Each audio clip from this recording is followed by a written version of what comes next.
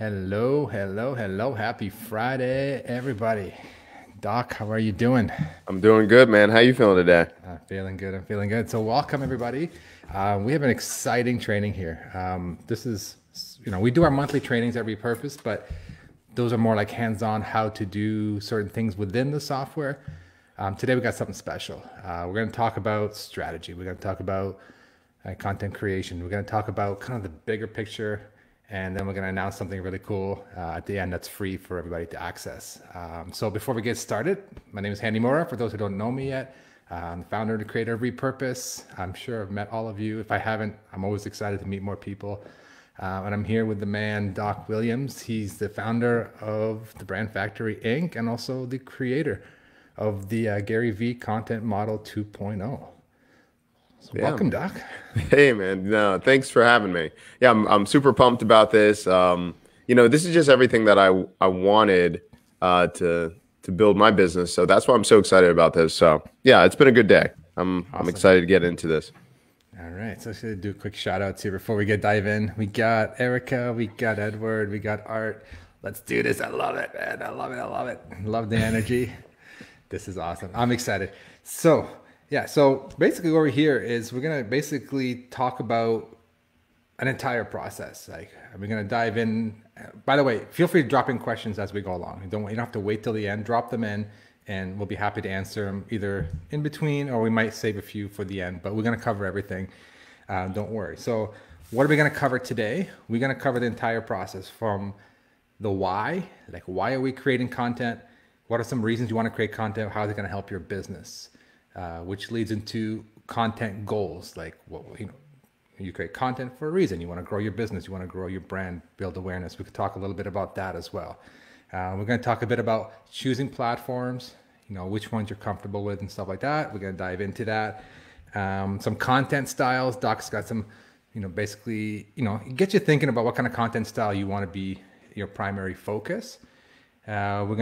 I'll give you quick tips about how to create content very easily. Keep it as simple. Simple is key. And then talk about distribution, turning one piece of content into 25 or more pieces of content. So you've got content the entire week without sitting there clicking upload and do all that jazz. And then we got a special announcement for the end. So we got some free stuff to give away. And, we won't keep you guys hanging for too long, but we got some free stuff we'll share after we do the quick training. So why don't we jump in? So we're first going to talk about why create content. What is the purpose of creating content? So I'll let the Doc kind of cover that topic, and then we jump right in. Yeah. So creating content, a lot of times when you look online, people are telling you to create content and you've got to be everywhere and you got to get your brand out there. And that's true, but that becomes very noisy because you're trying to do everything. You're just trying to emulate, I've got to do something. But backing up and reverse engineering that is like, why are you doing it in the first place? Everyone has goals. Everyone has something that they're trying to attain. You need to have that clear and in front of you at all time before you start creating content. So are you trying to make an impact in your industry? Are you trying to go for brand awareness? Are you going for authority? You need to know those kind of goals. And what does that look like? If you obtain those goals, what does it look like? Sometimes you hear like the perfect day, like thought exercise. How do you want to wake up and all those things? That's really good. But I want almost at the end of the day, not just at the beginning of the day, like at the end of the day, how do you want to show up? What happened throughout the whole day? Where do you need to be that people have the authority or the respect for you that you're looking for? And the end result, do you want them to work with you? Do you want them to read your stuff, your thoughts? That all has to be written down as you go into creating content with a purpose. Nice. Yeah, absolutely. You got to know where you're going before you even plan out where you want to get there, right? Yeah. So documenting, writing things down. So that kind of leads into the goals. Like, why? I mean, people. It's funny because I'm gonna deviate to a small mini story here. My parents don't even know what content is, and they're from a different generation. They're on Facebook and stuff, but they're like, why do people create content? Like, what? I don't understand. Like, are they making a show? Are they doing for their business? So you need to know what your goals are for your content. And I don't know, like maybe you can give some tips on like setting these goals, and so that you're not just sitting there just talking in front of a camera or live streaming for no exact purpose. So Yeah. No, that's a really good question. So a lot of times, after working with Gary Vee and VaynerMedia, a lot of people want to be Gary. They just want to do exactly what Gary Vee does, and they're missing the point of what Gary does. Yes, it's important that he puts himself out there and all those things, but don't be fooled. Gary is doing that to get specific intended results. You notice his storylines change if he's going to be trying to attract certain clients, have people do certain things, either buying $10,000 of wine, buying $10,000 of sneakers. There's reasons why he's doing different things. So with the goals, I always try to have it in tiers of, okay, do you want to do a monetary goal? Like, are you trying to make this a side hustle and you want to put out content so you can make an extra 1K a month? Are you trying to make this a full-time thing? Or are you trying to do something larger where you want your brand to stand out and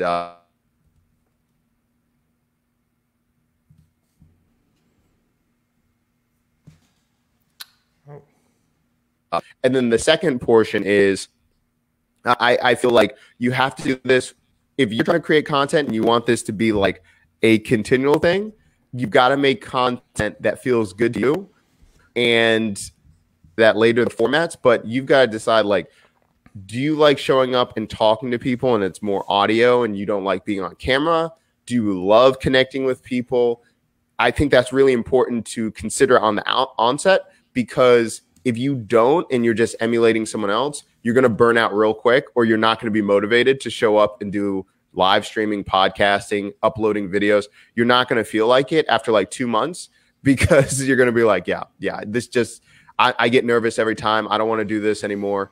And so it's really aligning those goals with what gives you energy so you can do this long term. Nice. Yeah, you just got to feel good. I 100% agree. You got to love doing it. Everyone gets awkward in front of a camera, even myself, whether it's a camera on your phone or it's a camera on your computer going live. And oddly enough, I get more uncomfortable in front of a mic. Like when I'm in front of a mic, I'm alone.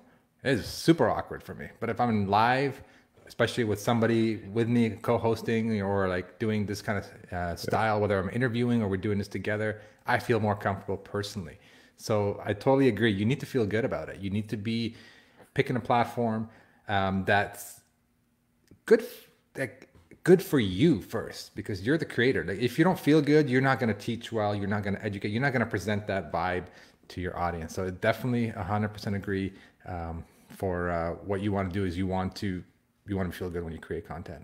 The vibe will pass through to people consuming your content. Yeah. And I think it's even like, so some people, like, there's feedback.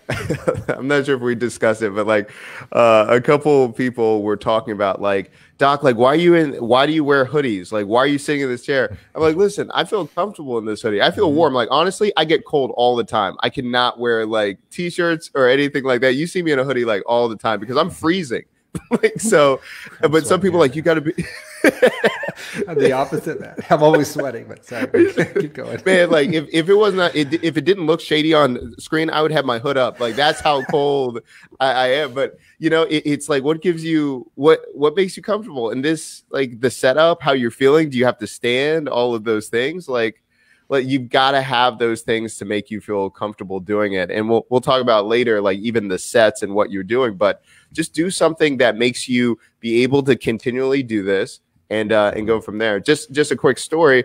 For years, people were telling me, like, I shouldn't be putting out as much content. I shouldn't be talking about these things. It should be paid. Well, my personality, I could never stop the conversation. I want to just explain. So I did a show called Build With Me, where I taught for 40 nights straight, and using one tool, building 3 businesses. And that, although everyone kept telling me, like, you don't want to do this, people need to pay for your consulting, that format got me more clients in that 1 month than I ever got in 2 years of doing what people kept telling me to do with my content. So just put it out there, see how people react, and you'll be fine. You'll be fine. Nice. We got some great comments. Eric is saying, I'm looking to the impact, provide value, build brand awareness.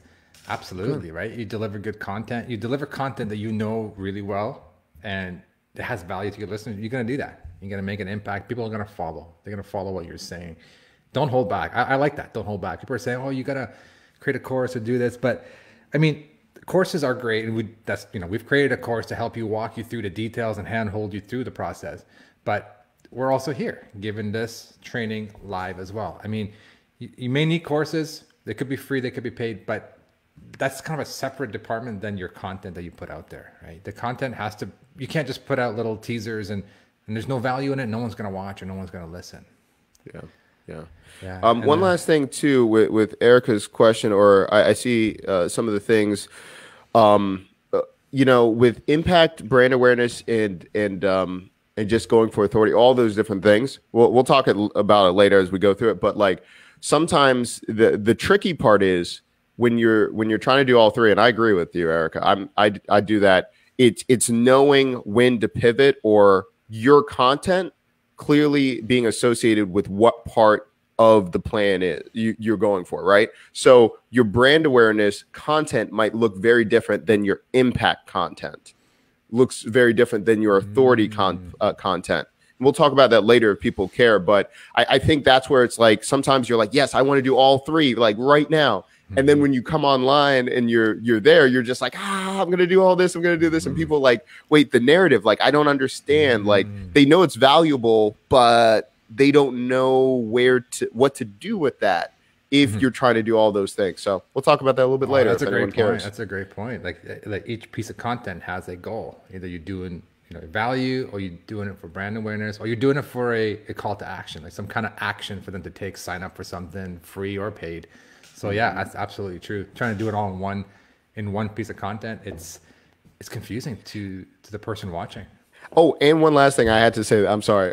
With that, as people are doing that, it's important to take notes of what happens afterwards, because a lot of times I know when I go live, sometimes at first I would put so much energy, I would never look back at the content and look back at the feedback. I'm just like, oh, on to the next one. Like, I don't have time. But when you read the comments, when you're looking at, you're doing a call to action, you're telling people to sign up, or are you looking at the comments, how they describe their pain or how they describe what they're about to do?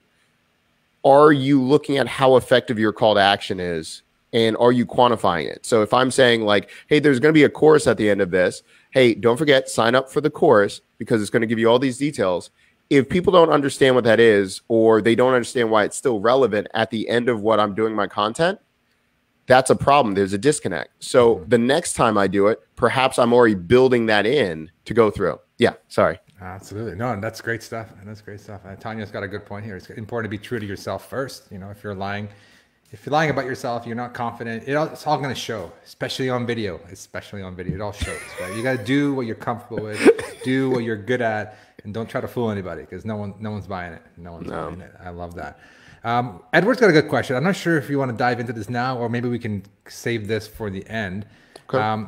It's kind of a very specific question about how to stand out in the real estate market. I know it's very specific. I don't think you're a real estate agent as far as I know, but you can definitely give tips on it. I think I don't want to ignore Edward, but I do think we can save this for maybe the second half. 15 minutes or so. We'll kind of wrap up kind of what we're going through, and then definitely try to address this. Give some thoughts and ideas on what someone would do if they're in the real estate market, a cotton market in general, but let's say real estate as an example. What small tips you can give them? My father-in-law used to run a real estate business. So yes, I got some stuff, really cool stuff. Sweet. All right. So let's keep going down. So we talked about kind of your goals. Talk about your platforms. Did we cover about platforms? I feel like we're covering kind of everything in one. A little bit, yeah. Platform. What would you say about a platform? The main point is do what you're comfortable with. Really, that's the bottom line. Whether it's audio, video, live stream, whatever you're comfortable with. Yeah. Pick that. Start with that, and there's no shame in switching or mixing and matching later. So my personal advice is, it's odd enough. I'm a very shy person. Maybe I may not come across that on camera, but in person, I'm shy. But somehow I get this energy when I'm doing things live. If I'm doing a recording on my phone and I'm alone, or doing audio, I'm alone, it's weird. I cut and I edit. I don't like this. I don't like that. I go live, especially with having somebody with me in the live stream. That's my sweet spot. I feel like I'm there and I'm getting feedback from you guys here, in the comments. I feel like I'm in an interactive environment and this is my comfort zone. But if you're not comfortable going live, then don't do that. But my personal advice is do what you're comfortable with. I think Doc has the same here. Yeah, I love it. I love everything about what you just said. And I come from a background, I used to DJ for years and years and years. I love going live because it reminds me of just like DJing, because you get real-time feedback and you can change things as things are coming in. So I would do that. And then I would pick out a platform. I love what you were saying. Just go with what you feel good with. Also, keep in mind where your target audience is hanging out. So I think a lot of people default. They're like, it's got to be Facebook. It's got to be, on YouTube. For some reason, Periscope is really big for me. Twitch and I'm getting into Reddit subreddits. So wow. It's kind of it's think about like, yes, go where you're comfortable and what or how Repurpose really works and can integrate with all these different platforms. But like if there's something like a core group or there's somewhere your target audience hangs out, write those things down and look at ways to really capitalize on those. We'll talk it later, especially with Edward. I have some really cool hacks that I do when we're trying to get in front of those audiences. But like, go where your people are. Like you've got to write down like 10 to 15 places where they hang out and write down why they hang out there. Like, are they going there for entertainment or are they going there to learn? And that will help you out. Interesting. Yeah. And Tanya likes this thing about Reddit. Yeah. I mean, you don't look like Reddit is a great place and Quora is a great place. I used to go to Quora a lot. My favorite kind of style videos, which we're going to actually transition to styles of videos very soon. But mine is kind of the how-to teaching. That's always been my kind of style. So I would go to Quora and answer a bunch of questions and I'd be like, oh, a lot of people are asking this question. I'm gonna make a little video about it. So it's a great way to kind of do some research. So Reddit's kind of the same thing, but like you said, kind of, do some research on where your audience hangs out and find out what they're talking about. Like why are they there? Like you said, that's a great point. Not everyone's there to buy stuff, especially on social media, right? They're there because they want to learn, they want to get data, or maybe they just want to be entertained. They want funny videos or they want some advice. Find out why they hang out there and then kind of focus on picking the platforms, write them down. And to me, from a video perspective, obviously there's the big ones, the Facebook, the Twitter, YouTube, LinkedIn. But me personally, like my Twitter presence is, I do stuff on there and it's like crickets, like nobody even really cares. So yeah, I don't focus too much on there, but I still put stuff out there, but not as much. But it doesn't mean you shouldn't do it. It just means kind of pick the platforms and use those to get feedback, I think, right? You're still posting everywhere, but you're getting the feedback from the 1 or 2 or 5 kind of main social media platforms, or not necessarily social media platforms. It could be things like Reddit and Quora. Yeah, no, I agree with you. And one last thing about Twitter, like Twitter never worked for me for a long time. It's the it's like NBA Twitter. There's so many different things. No code Twitter. I can't believe how most no coders, they are so active on Twitter, which I never would imagine. They're not on Facebook. They're not anywhere. And they will retweet. They'll talk to you.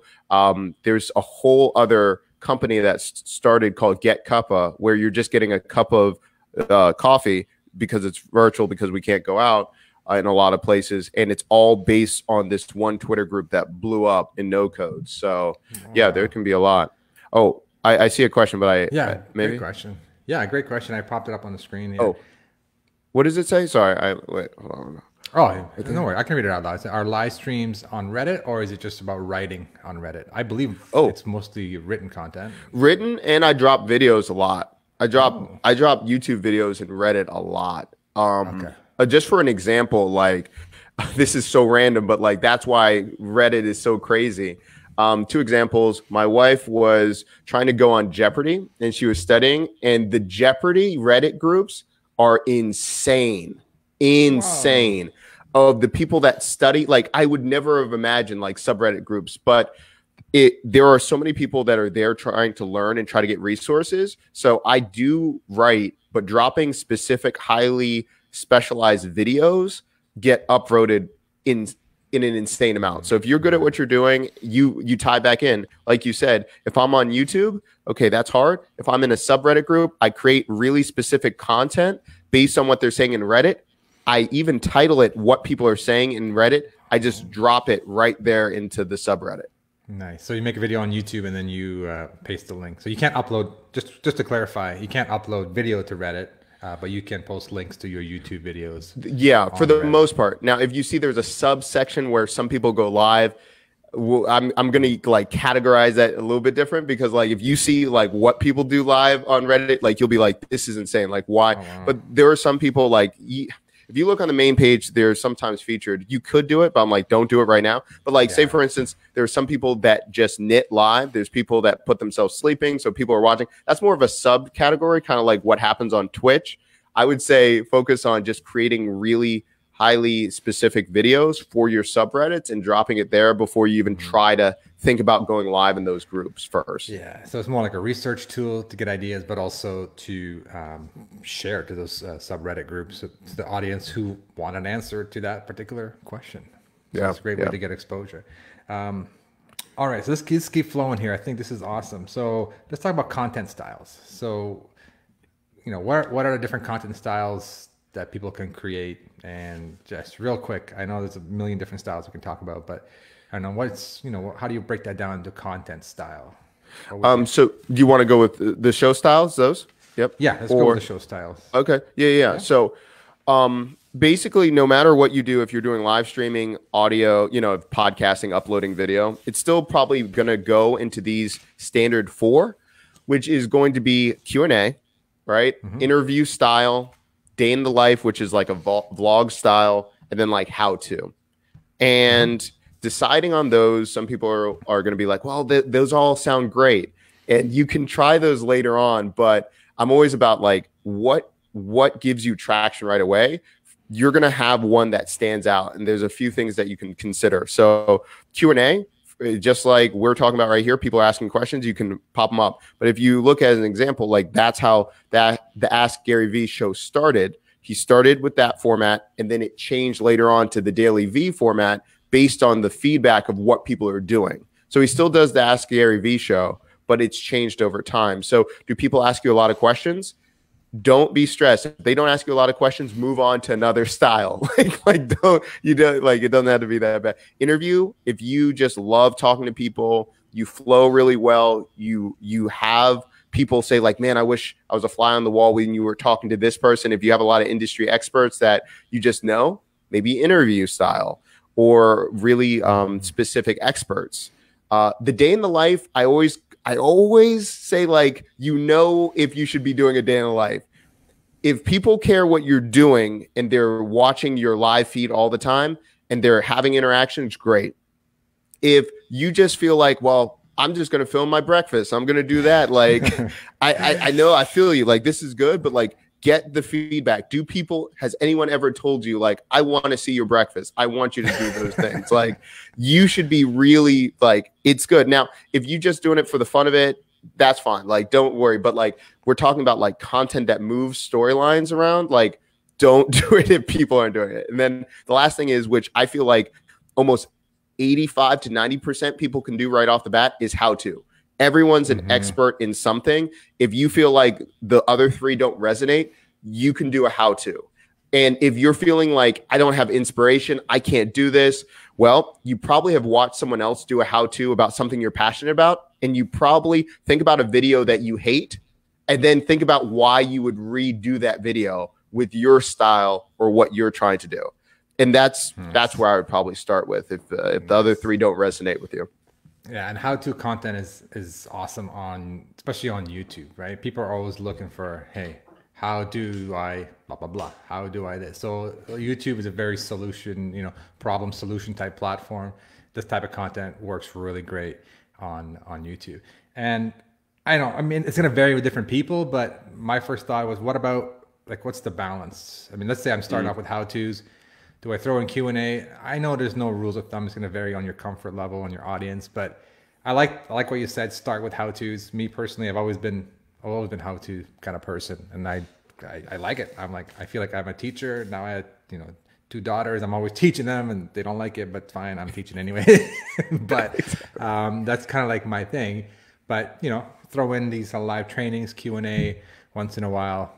You know, day in the life of for me doesn't sound appealing. I might post some personal things once in a while, but I more like the how-tos. But is there kind of a recommended balance, or is it going to vary depending on the person? So, you know, it's kind of like it depends, but I always go with like 80-20. So I'm going to go with like 80% what's working, 20% experimentation. And kind of go from there. Yeah, Tanya, like that's the thing. Like I think how to is just so many people benefit. And like, just an example, I never thought how to was really going to be a good thing. Like there's a guy you might have seen, like Andrew Warner from Mixergy. And so we were friends, or we are. Like it's not like it ended, but We've got into a fight, and now we're not friends. Yeah, we don't want to talk about it. Although he almost killed me on a scooter when we were in Austin. But we were there at like the ManyChat conference, and I was telling him like all these ideas that I had, and like, oh, I want to do this stuff. And he's like, Doc, like I don't care about any of that. I don't care about any of that. Like I want to figure out how I do multi-streaming to Zoom. Now that was last year, and I put it on YouTube. I never really thought about it. It blew up in March because everything, when people were trying to go home, I didn't know that was going to be a huge thing. And I was looking at my subscriber numbers because I really never cared about YouTube until that time. And like, I was getting hundreds of subscribers. The numbers were, I'm like, what is this video? It was all from my how-to video on Zoom. Now, just in perspective, I've put over 423 videos on YouTube, and I never really focused on optimizing and everything. You just never know how powerful a how-to video is. And then the video, you know, then the channel popped off from there. So you never know.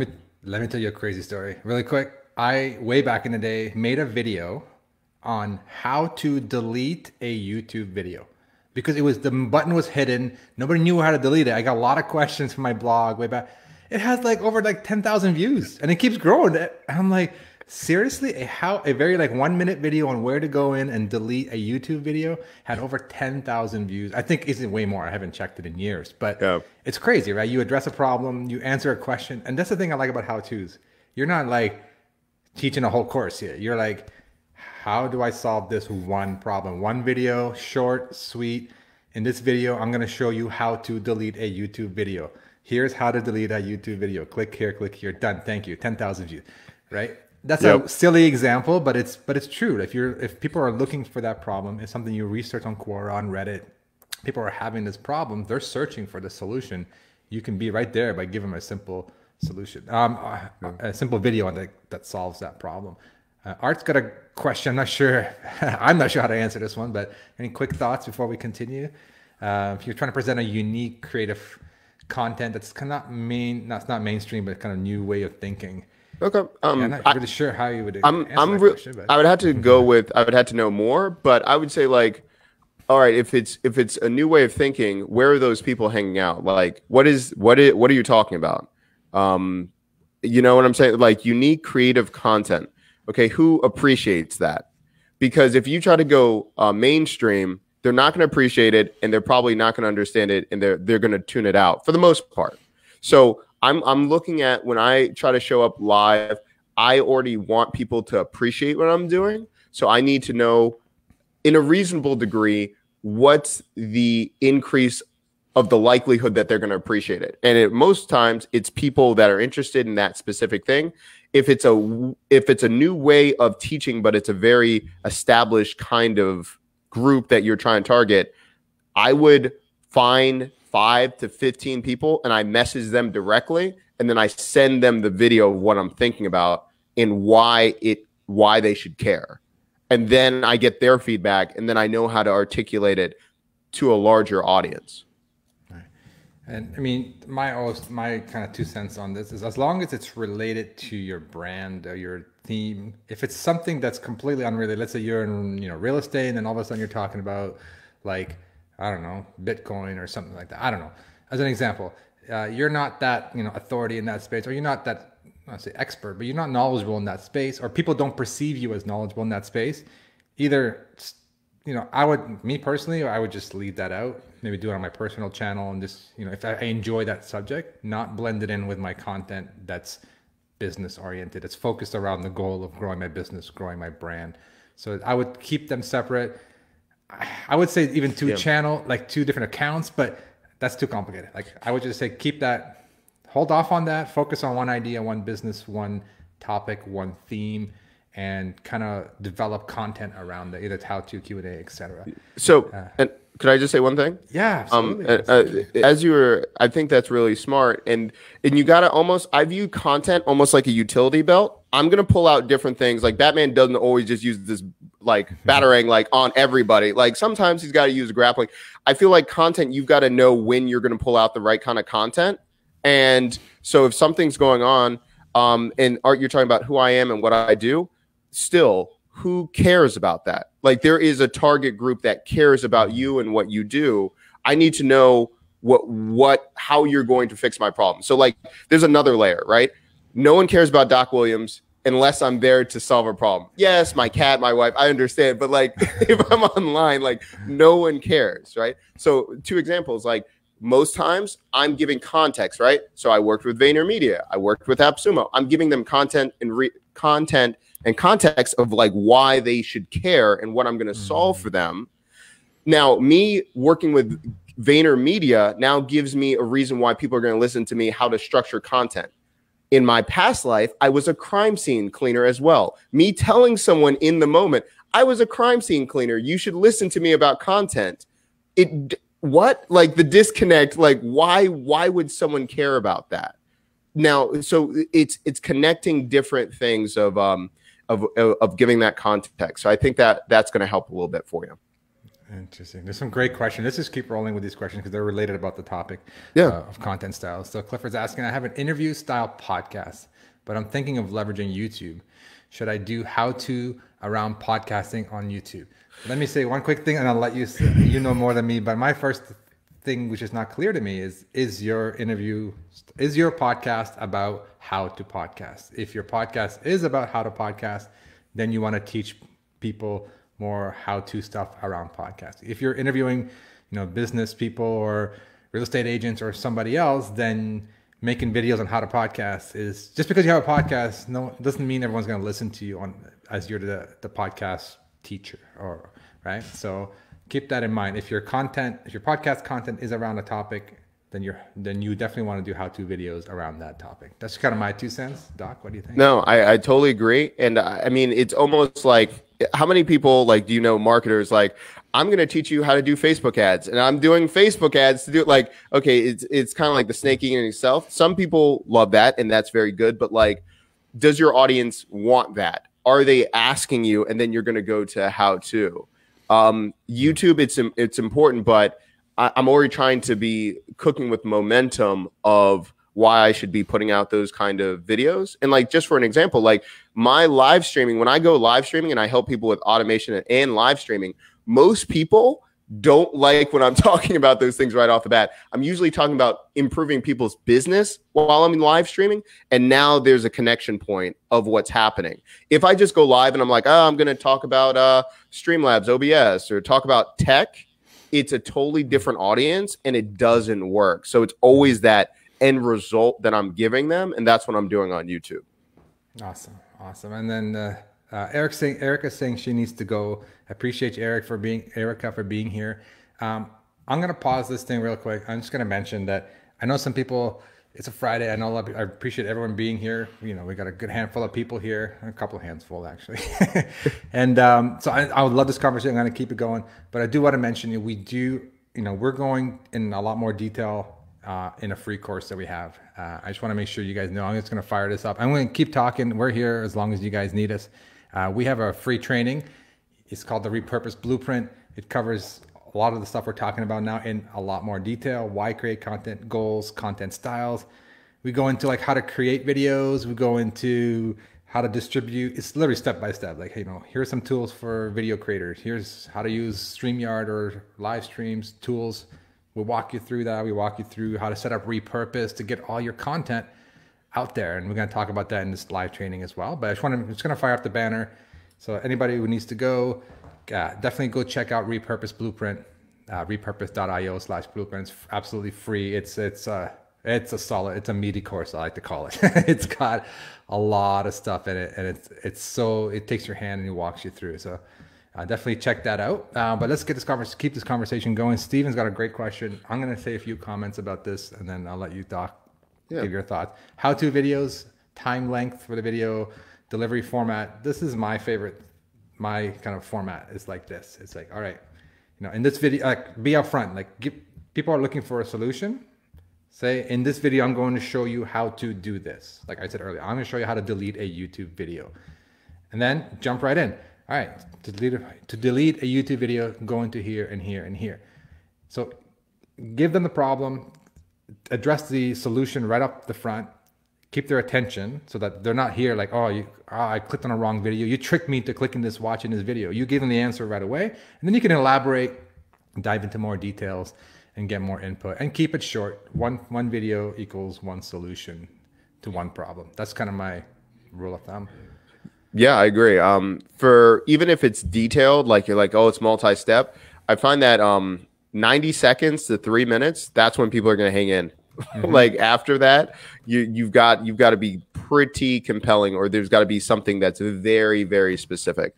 So sometimes starting off very, very basic, and then tell them what you need to do. If you have problems with this, if you have questions, put it all in the comments below. And then from that, it triggers them to do more. And then I just create videos based off of the comment section of that video. Exactly. And then you can spin up other versions of videos that go into more questions that come up and stuff. So yeah, but definitely short, sweet, to the point. And that's kind of like, especially on YouTube, it's a how-to kind of platform. Boom, boom, boom. Let's see. Taylor's got some comments here. Depends on your distribution platforms. Facebook viewers tend to watch shorter videos, but engage with them a lot. YouTube audience like the longer videos. Yeah, good point. Yeah. People are. I do it variants on YouTube. Like, again, it depends on the category, what you're teaching, all your these style, things. Like is it how-tos, or is it more like interviews, or depending on the kind of content. But I think how-tos are short. Like I'm stuck. I took apart my MacBook Pro like a few months ago, and I'm like, my sound's not working. How do I fix the sound on my MacBook Pro? I don't want to sit there for an hour and watch this video. I want to give me the answer now type video. So how-tos on YouTube, keep them short. But different styles definitely go longer. Like these are just rules of thumb. You need to experiment. Yeah. There was like someone told me, they're like, oh, Periscope, you can't do more than 5 minutes. My highest converting ones on Periscope is an hour and 15.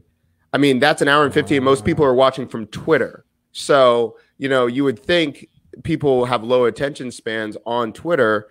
That our common, if we do a 2-hour show, it's an hour and 15-minute watch time on Twitter. Wow, that's awesome.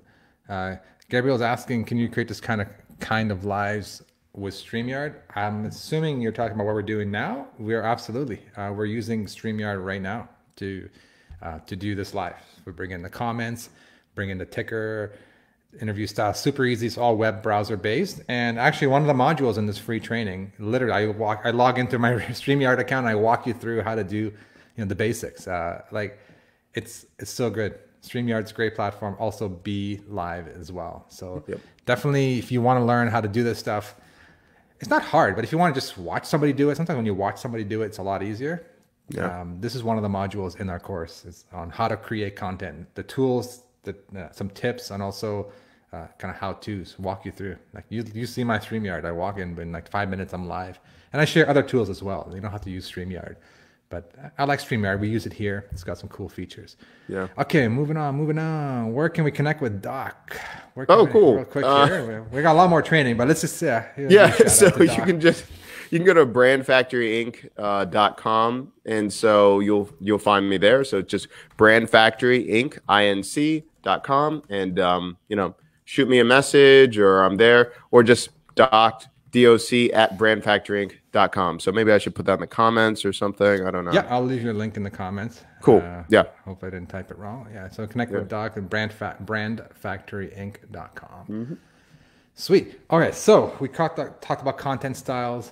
All right. Awesome. So let's keep going. So there's a module in this training that's about how to create videos. And I'll talk briefly about it as well. Basically, my thoughts are this. I mean, well, not my thoughts.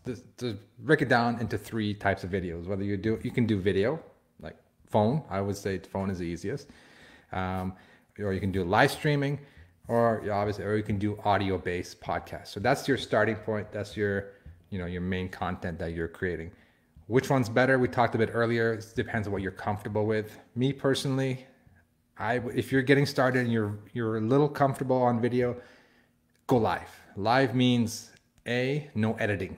You don't need to edit your videos, because when you make videos on your phone, or if you do an interview, you're gonna feel the obligation to edit. And once you start editing, it's a rabbit hole. You go down that rabbit hole and you're sitting there hours and hours, and really it's important, but it's not that important. But the fact that you're going live gets you a lot of initial exposure, especially on like Facebooks and then LinkedIn and whatever platform you're going live on.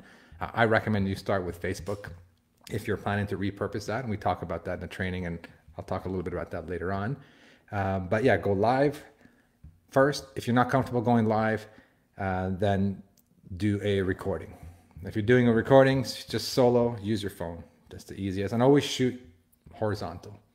I know you're thinking other platforms like it vertical and stuff. We have some tools, and we walk you through how to do that, converting horizontal into vertical videos, all that in the free training down there with the link below. So focus on doing videos, focus on shooting it this way, horizontal, and you can repurpose it into square, into vertical, and all that cool stuff later. It just gives you more options later. And then to me, having the video gets you content. Having live gets you more exposure. If you're not comfortable with live, do video. Then, because the video can be turned into audio, right? You can turn a video into an audio podcast, and it may not be every single video, but some episodes that make sense, or some content that makes sense, can be consumed as audio format. And then the last but not least, if you're not comfortable being on camera at all, you have an in-between option. You can do screen recording type things where you're, especially for how-tos, that kind of works. Well, it works for how-to style videos. It may not work. Well, I guess you can share presentations and do things on Google Slides as well. So you have that option, but start with video as much as possible. But if you're not comfortable, then do a podcast. That's my perspective. I know some people like to do a podcast, and that's a whole different type of content, and it is. But I'm thinking, if you want to get the most bang for your buck, for your time invested in creating the content, start with a video. But in the course, basically, I walk you through. If you're doing video, I can give you some free video editing tools to get you started. If you're doing live streaming, there's a free live streaming tool, by the way, which I started playing around with. It's called the Facebook Live Producer. It's at facebook.com/live/producer. It's decent. It's great for solo type shows, and it's free. You go to your browser, you can live stream yourself. I don't believe you can bring guests on and do all that advanced stuff. And to do that, you need something like a StreamYard or a BeLive, b.live or StreamYard.com. So we're using StreamYard right now. We do cool stuff like bringing on comments and tickers on the bottom and easily invite guests on. So yeah, the training walks you through all that. But in general, if you're doing solo, just start free. I always say start free, because you may not like to invest in a tool, then you find that, I don't really use it. Start with the free version. It's called Facebook Live Producer, facebook.com/live/producer. But the point is, go live. It's a muscle. You need to train yourself to go live. It's hard to hit that live button, start talking, especially when initially you're not going to get a lot of comments. You're not going to get, that's just the truth of it. You're going to go live and you're going to feel like I'm talking to nobody, but you're not. Your strategy is, I'm going live. I'm practicing, I'm getting my muscles stronger, I'm doing better, but B, this content is going to go out to a whole lot of other platforms. It's going to go up to it's going to turn into 25 different pieces of content, which we'll talk about in a few minutes. So don't get discouraged by not getting the initial comments, but make it a muscle, make it a habit to train yourself to go live, and start with a free tool. And then if you're podcasting, there was a question, actually, a good question about the mics. To use with a cell. Ooh. I don't have any advice. I was going to recommend one for the computer, but Doc, any thoughts? So there's a couple different ones that you can do. I don't think it's the Rogue series. I'm gonna have to send it to you. There's small ones like when you're doing mini shotguns that you put into the port. Now, keep this in mind. It only works if you have a plug, right? So if you're using a new iPhone, it's not going to be able to jack in. So that's a whole other issue that I have with the new iPhones. But that's the example of a mini shot. You don't want to do anything like Bluetooth with that kind of style. It just throws it off. So if you do or have an Android or an older iPhone, you can use a shotgun that goes right into it, and it's an iRig. There we go. It's an iRig. Okay. But that's my only solution. Yeah. Or lapel, but it's the plug. Yeah. I mean, if you're just starting, don't let that be an obstacle. Don't let the microphone. You're going to be shooting probably like this close, right? The audio is going to be good. It's not going to be perfect, but it's going to be good, right? If you're shooting from like way out here, then you may want to like look about investing and stuff like that. But don't let hardware, tech, tools stop you from creating. Start creating, get feedback, get better. Because if you don't start, you can spend months in researching and buying tools. And then when you sit down to create the content, you're going to be like, oh my gosh, this is not for me. Or I'd rather do an audio podcast. I don't want to go live, etc. So you're going to switch up your styles. You need to experiment before you really know what works for you. And oops, I was going to say, Tanya's got a good point here. You know, when you go live, you get crickets. Me too. You know, I still get crickets sometimes. I go live, I get crickets. It's okay because I know in my head, this is not a one shot. It's not like I'm making this piece of content. It's going to live on, let's say, Facebook for a couple of days. Nobody watched it. Oh, what a waste of time. No, you're going to make this content. It's going to be there. It's going to turn into other pieces of content, and it's going to live on other platforms for the rest of your online life. Yeah. And it makes you feel comfortable. Like I almost view it like when you're doing like a comedy act, right? You got to play smaller clubs before you play the bigger ones. Other people have said similar things with like content, but it helps you to become more comfortable. If you went live and 1,500 people tuned in the first couple of times you did live, you would be freaking out. You'd be trying to do this. You would stumble. Get used to just doing it with not a lot of people. And then when you go into amplifiers that we'll probably talk about later, that allows you to now be comfortable. People do it. It's great stuff.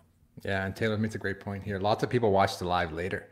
Oh, just yeah. because they don't show up. I mean, they don't they're not available at that window, but this is still going to show up in their feed for the next, I'm not sure, day or two.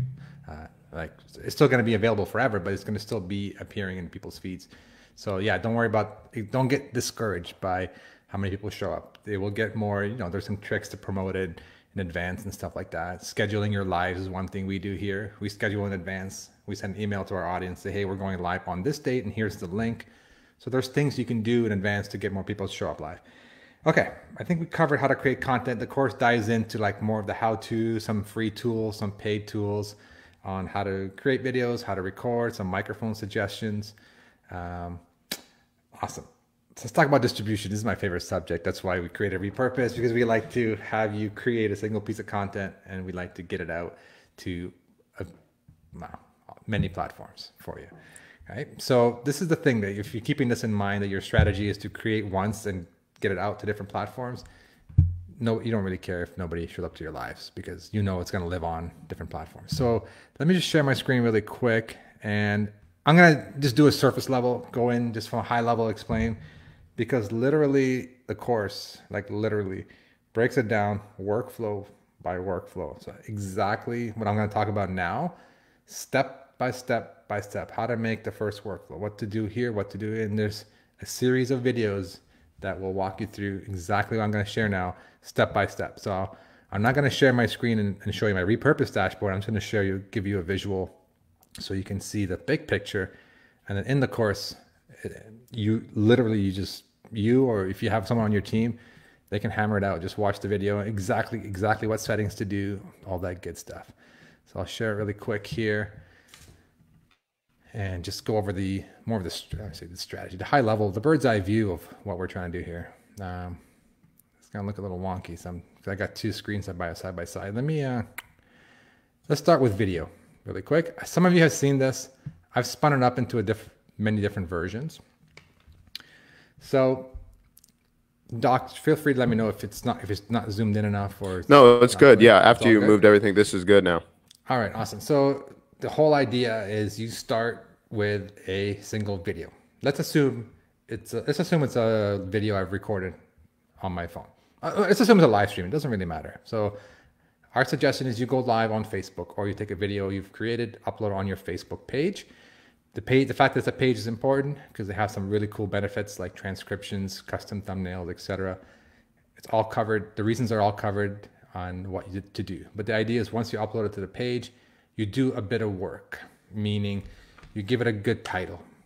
You review the video and you take away 5, we call them key takeaways. Hold on, let me see. Is it clear? Yeah, it's clear. 5 key takeaways from that video. And this is really important. It's going to take you some time. You got to rewatch. I understand. But it's really worth your time to go in and put in timestamps of 5 key areas of your video. Maybe your guest said something interesting or valuable or something you said, and just write them down in the description on Facebook. And that's going to make magic happen. And I'll explain in a second. So the first you want to do is you want to send the full video onto YouTube. Just take it, have Repurpose send it to YouTube. Then you want to send this to, you can either send it right away or you can schedule it. So everything I'm telling you here, I highly suggest you schedule it. And Repurpose has a scheduling tool built into it. So you can schedule to almost every platform except for IGTV and Instagram, but I'm going to show you how to schedule on there as well. In the training, it shows you as well. So scheduling is key. And the whole goal is you want to have a full video version on YouTube, and then you want to have 5 clips, either vertical, which works perfect for IGTV, or square, which works for Twitter, LinkedIn, and then even back to your Facebook page again as short little clips. And you want them to go out every day of the week. So you can schedule them such that you make one piece of content, and then Monday to Friday, let's say you create your content on Sunday, you upload it, and then you can schedule everything so that Monday, Tuesday, Wednesday, Thursday, Friday, you have a video on, say Monday, your full video goes to YouTube. The first clip goes out to Instagram TV, first clip to Twitter, first clip to LinkedIn, and then first clip back to your Facebook page. And then Tuesday, Wednesday, Thursday, the second clip goes out, third clip goes out, fourth clip goes out. So that's the high level strategy. If you want to automate this, in the video we explain it, put your timestamps in your Facebook description. You just say 1:00, Hanny talks about repurposing. And then at the 2-minute mark, pick 5 clips equals 5 days of the week. So you have content for the entire week. So the whole point of doing this is that you can create a single video one time, a longer form video, an interview style, or 5-10 minute video, and you can have content for the entire week without having to feel the stress of having to create content every day. And for those who don't have this is a great tip I learned from somebody recently. Have a content creation day. Book it off in your schedule. For me, it's Tuesdays usually. And if you're doing one video, if you're doing an interview, do it then. If your style is to create shorter videos, do all your videos for the week, all your content for the week in one day. Because your creative juices and your comfort level in front of the camera, in front of the mic is all, like you're in that zone, right? If you try to force yourself to do a video every day, it's hard. So that's one of my tips that I learned recently, and I love it.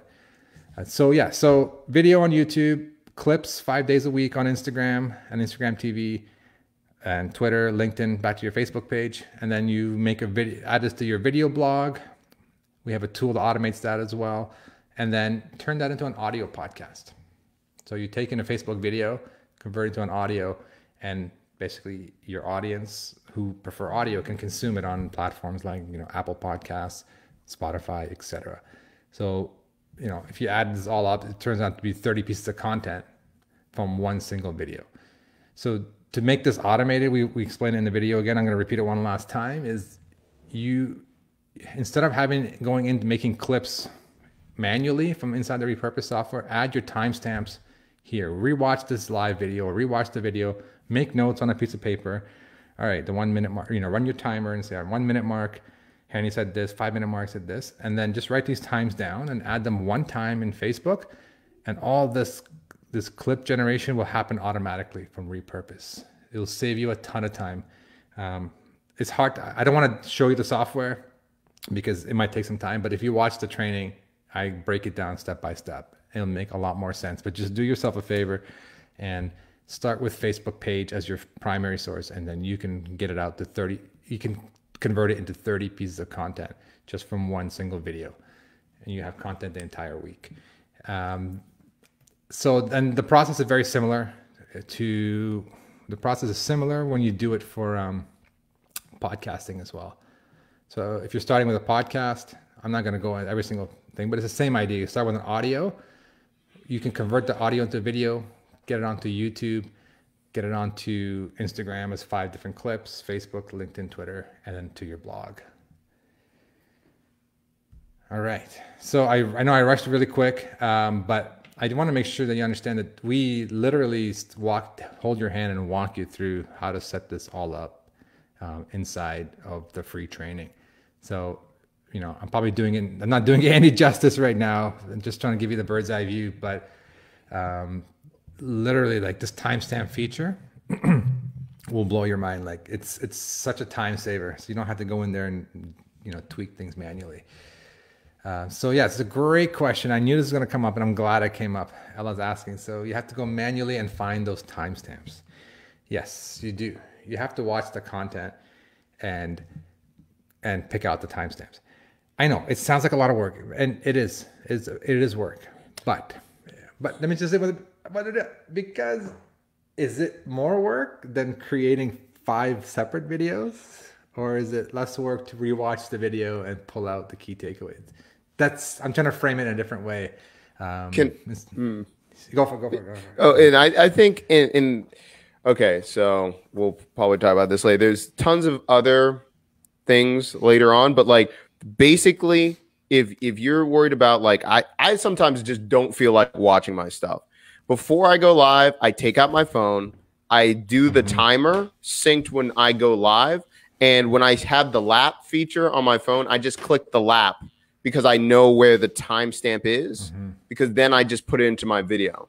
So there's one, if I'm on Twitch, there's actually a marker clip. It just drops my markers because I know that that's something, but I know a lot of people aren't going on Twitch. They're just like an easy way. Take out your phone, put a timer there that syncs when you go live, and then you already know your clips. To me, I'm only doing clips if I like feel like there's a quote or there's like a very specific training thing I want. So then I'm like, okay, those are the only 2 clips. All right. So I'm just clicking just off camera. I'm just clicking my phone when this is happening. And, keep it near whatever dominant hand or however you feel. Just keep it close with, your placement. Don't put it too far away. Just make it natural. And that's going to help you be able to make your timestamps really, really good. Awesome. Yeah, that's a great point. Actually, Doc inspired me. A little side story here.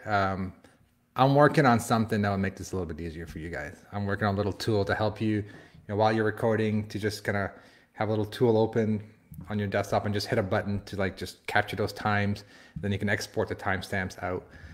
Little secret. Nobody knows about this except for Doc. But I'm telling you guys since it makes sense here. So it'd be a free tool to help you make this timestamp a little bit easier. Not sure when we're going to release it. We're still working on it, but this is definitely a pain point, but it's definitely it's a huge time saver.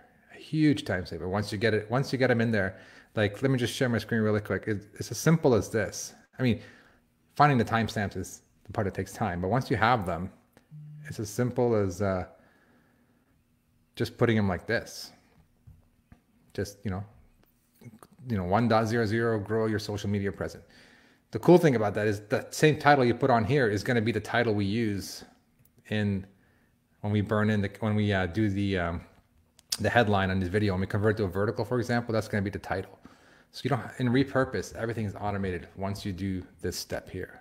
Everything will just show up, and then you can go inside of Repurpose and just click, schedule this one for Monday and schedule this one for Tuesday, schedule this one for Wednesday. So all you're doing is schedule. It's worth it. It's so worth it. It's so worth it. Yeah. So that's the bottom line is you invest up front. And then I didn't mention this in the videos. You want to turn on the caption feature. if you're creating video content, use Facebook's captions.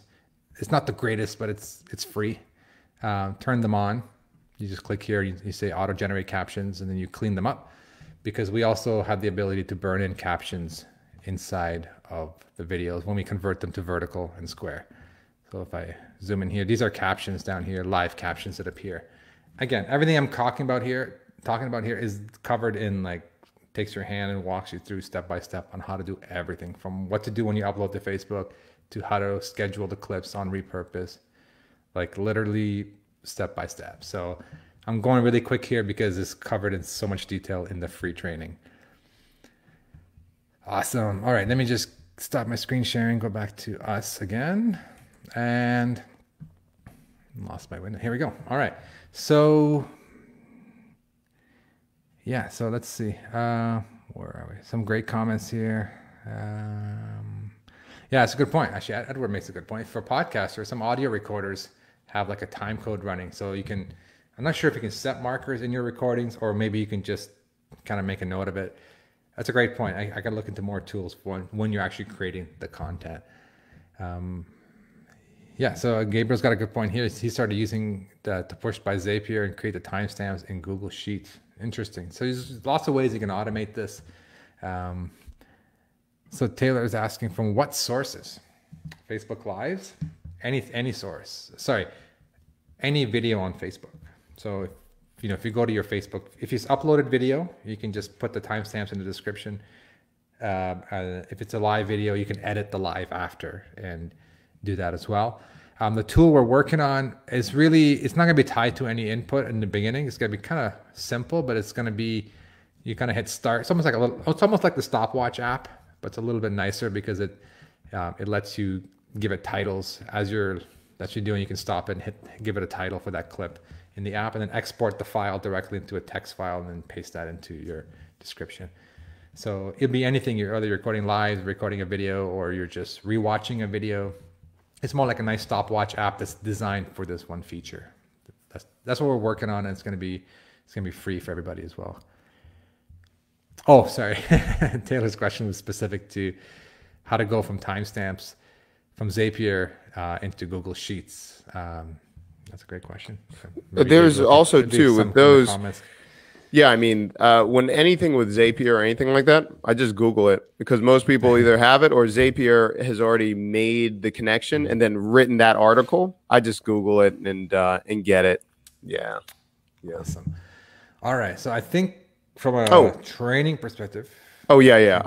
Edward's question. I forgot. Exactly. I was going to pop up Edward's question. So if you want to, I told Edward we're not going to forget about him. So let's hear my crickets. Okay, this is kind of the. Oops, that's not the question. There it is. Nope, that's not it. All right, it was about real estate. While I'm scrolling up, it was real estate. How to stand out in like a Florida market or something with real estate. Yeah. So this is kind of a follow-up question to his question. We don't want to be another real estate company selling paradise with palm trees. We're helping people with the biggest financial transaction in their lives. So that's the follow-up. So this is what I do, right? Number one, I mean, it seems like he keeps saying this, but like, where's your target demo hanging out that converts? Like, there's tons of people that probably want that or want to be in Florida or all those things. What kind of family, what kind of person are you targeting that converts for you? The next one is, where are they getting their information that they make decisions from? What I mean by that is, where's the authority? Because are they actually getting it from Facebook groups? Are they doing it from their friends? Is it a real estate agent? Where are they getting their inputs from? Is it a magazine? Is it like Ace? Is it a regional magazine that they're looking at?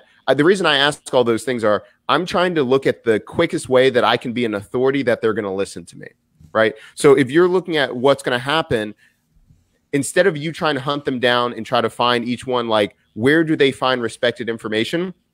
Create content that pairs with that authority or that platform, and that allows you to stand out from the crowd. And instead of having competition with other people who are trying to listen or trying to talk to them, they're going to be seeing that source that they respect You're talking about it. You're doing the storyline. The other thing is, you were talking about it. We are helping people with the biggest financial transaction of their life.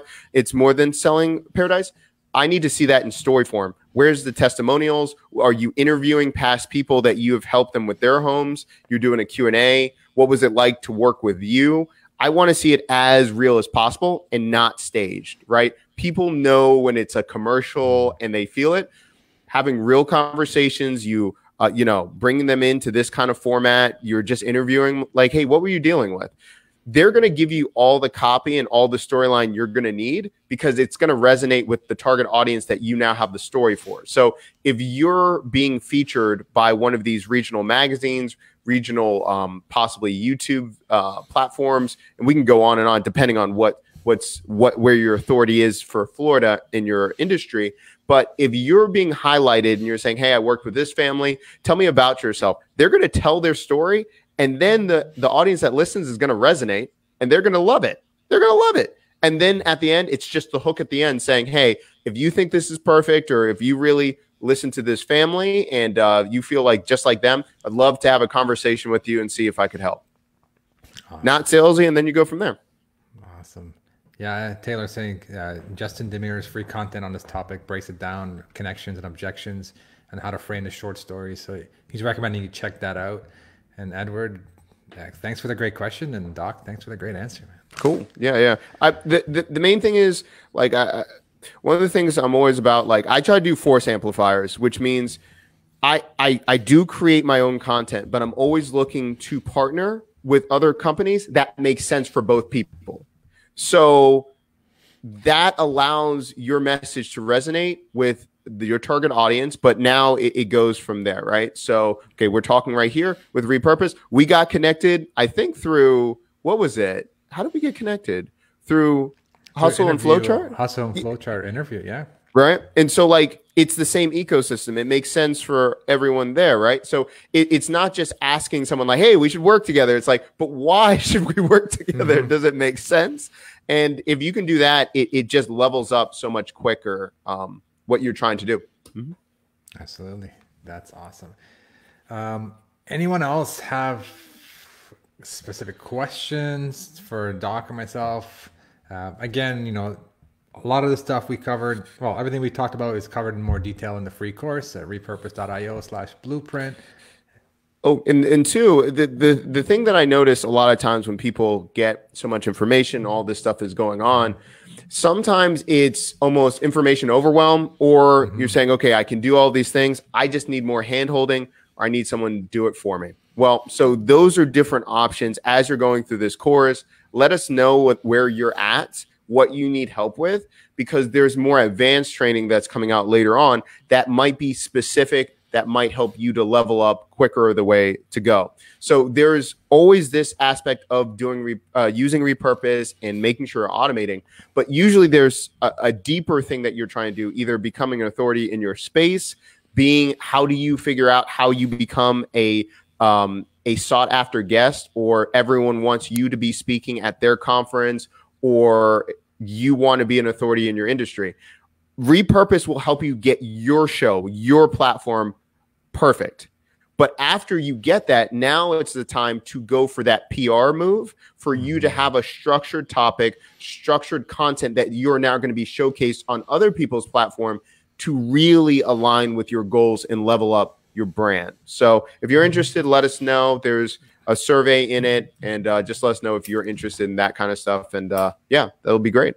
Yeah, absolutely. So we created this free course. First, it was meant to give you an overview, and then we said, you know what, let's just dive into in a lot more detail. So this course is fully detailed, but we're always looking to see other ways we can help as well. So if you do want the handholding, you want one-on-one, or do you want group sessions, or do you want just more strategic brainstorming, mapping out, that kind of stuff.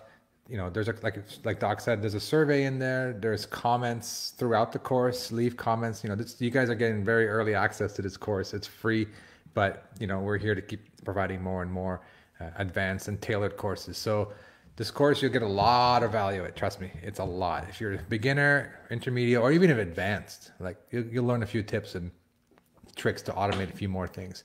But If you want to take it to the next level, definitely let us know. We're happy to create more stuff, more trainings. If it's one-on-one that you need, we're happy. This is just the tip of the iceberg. We're getting started, and we hope you really enjoy the training.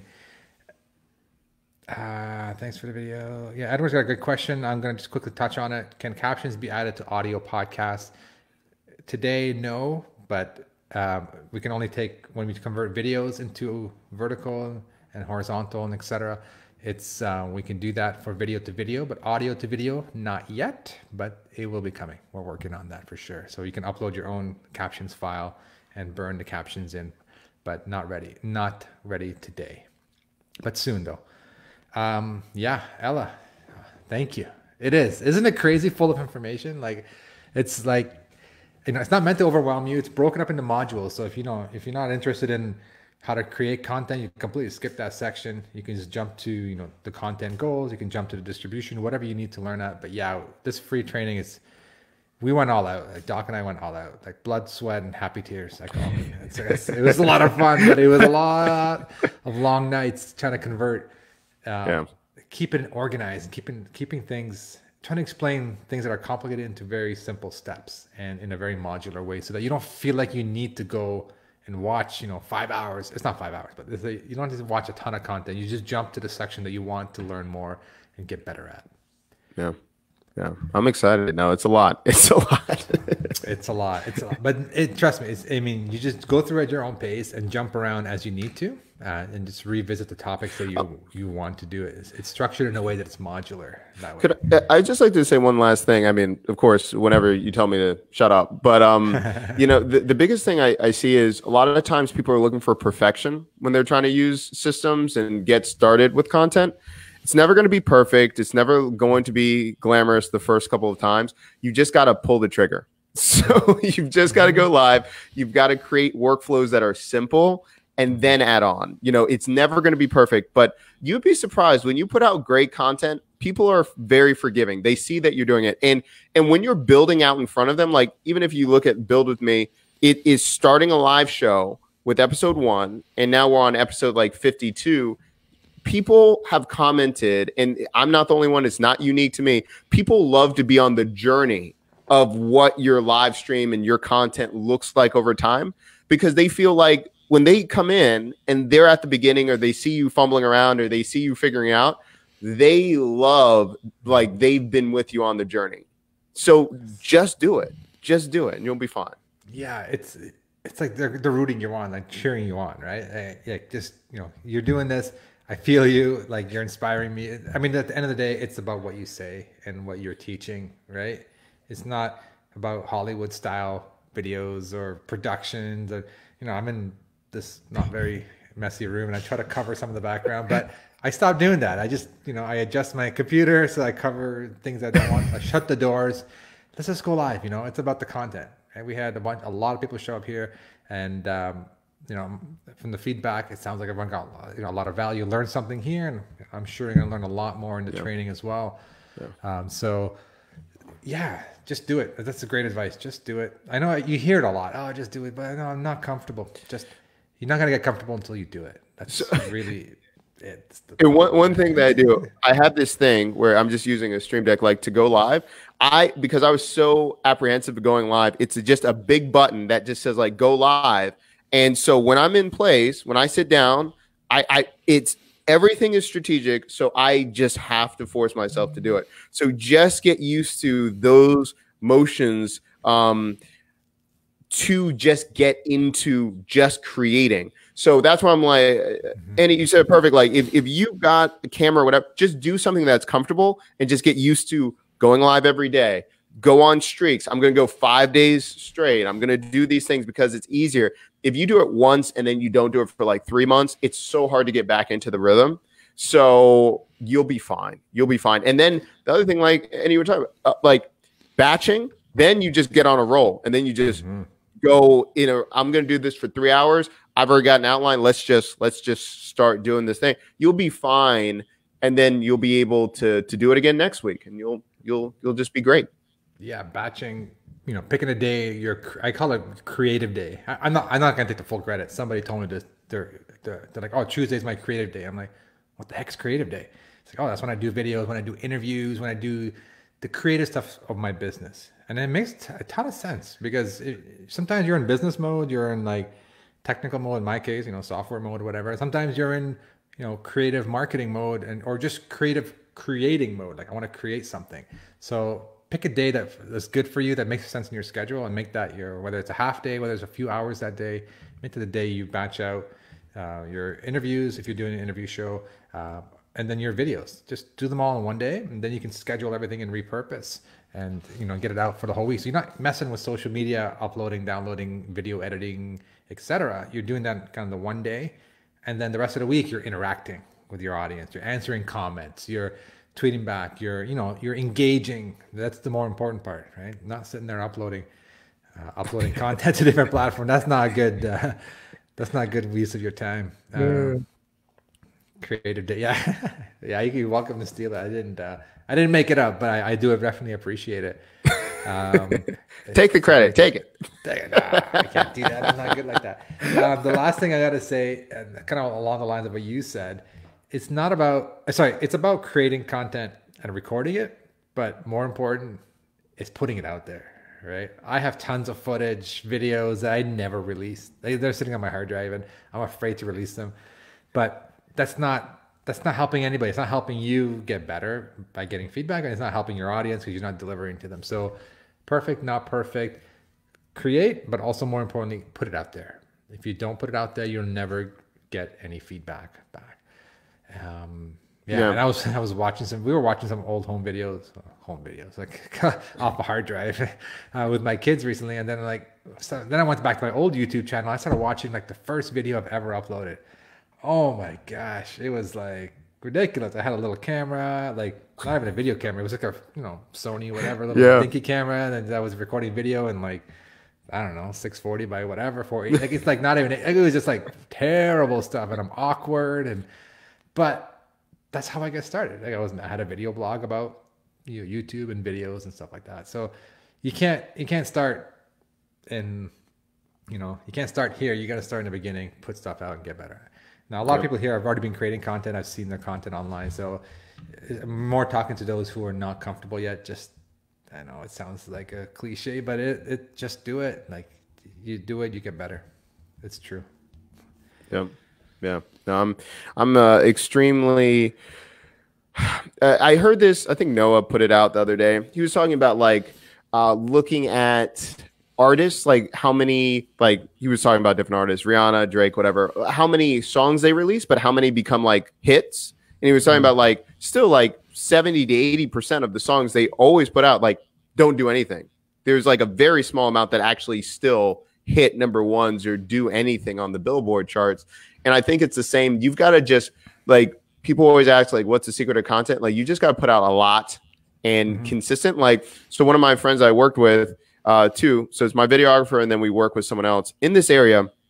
I'm right outside DC. It's a weird area of just people that have just blown up in music very randomly or on YouTube. So I'm not sure if anyone have seen Mom Reacts videos. The kid lives 40 minutes away from me that started Mom Reacts.